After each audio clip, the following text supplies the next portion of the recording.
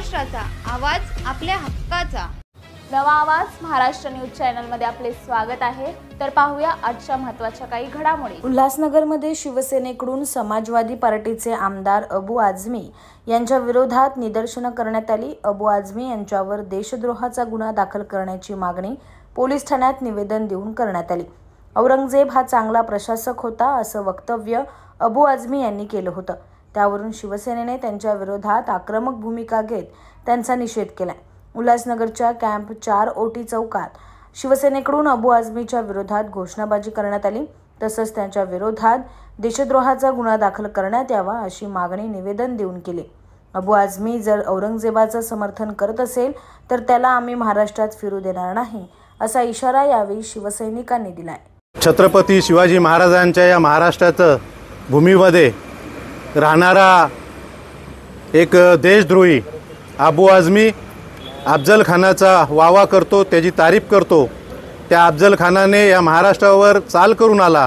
महाराष्ट्राचे जे आपले हिंदूंचे देवदैवत आहेत ते उद्ध्वस्त केली।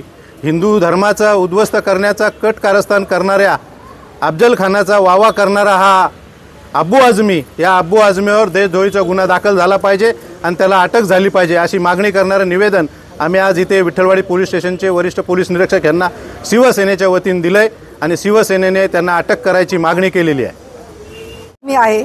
त्याने छत्रपती शिवाजी महाराजांच्या आणि छत्रपती संभाजीराजांच्या विरोधात म्हणजे औरंगजेबाच्या बाजूनी तो बोलला गेला आणि जर आमच्या महाराजांच्या विरोधात असं कोणी बोलत असेल तर त्याला महाराष्ट्रात राहण्याचा अधिकार नाहीये।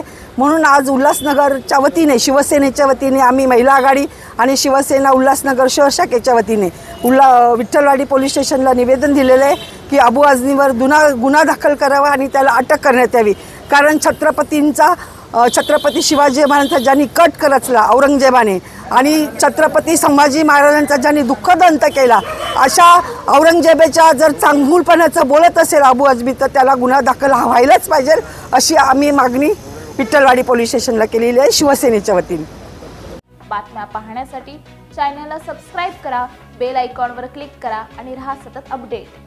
तुमच्या परिसरातील काही घडामोडी किंवा समस्या असतील तर आमच्या वृत्तवाहिनीला संपर्क करा आणि तसेच सतत अपडेट राहण्यासाठी आमच्या वृत्तवाहिनीला सबस्क्राइब करा आणि बेल आयकॉन दाबायला विसरू नका।